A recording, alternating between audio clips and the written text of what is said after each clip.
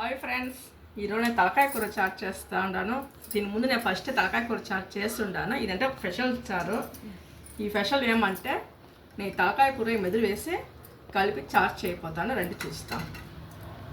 ఇదంతా నేను ఒకే తలకాయ కూరకి ఒక 4 స్పూను మిరప్పొడి వేసుకుంటాను. ఒక రౌంత పసుపు పొడి, అల్లం తెల్లగడ్డ పేస్ట్ చేసి పెట్టుకుంటాను.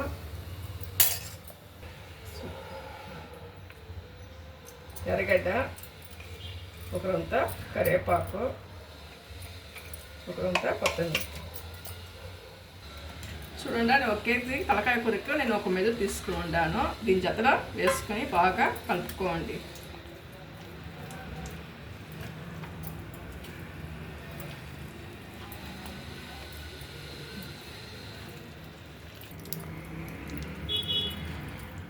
చూడండి, మెదులు బాగా ఈ తలకాయ కూరనే బాగా పిసుకుంటే చారు బాగా టేస్ట్గా ఉంటుంది. మెదులు వేసి కలుపుకుంటే ఇదే మరి మీరు చేసుకోండి. చూడండి, ఈ మరి కలిపి మీరు ఒక 10 నిమిషాలు బాగా కూర పెట్టుకోండి.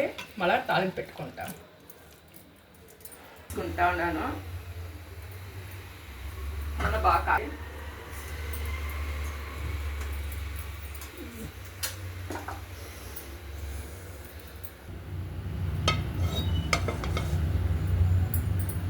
నూనె కాగిన తర్వాత నేను ఒక రౌంత ఆవాలు వేసుకుంటాను.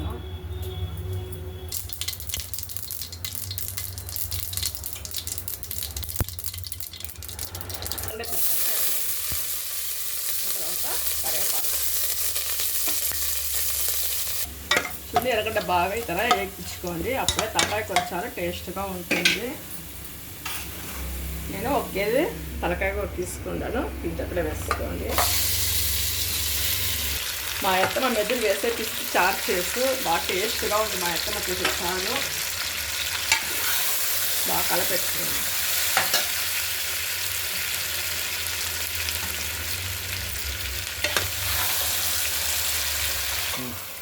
చూడండి, బాగా ఎర్రగా ఉంది.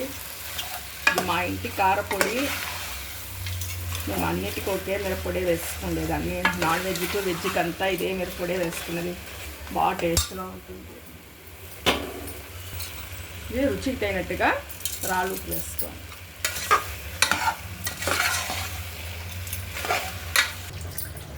నేను ఒక రౌండ్ టెంకాయ తీసుకున్నాను. దాన్ని పేస్ట్ చేసి చారు వేసుకోండి. ఇంకే ఒక 2 గ్లాస్ నీళ్ళు పోసుకోండి చారుకి. రౌంత కొత్త బాగా ఒక 4 విసిల్ వేసుకుంటే చారు రెడీ అయిపోతుంది.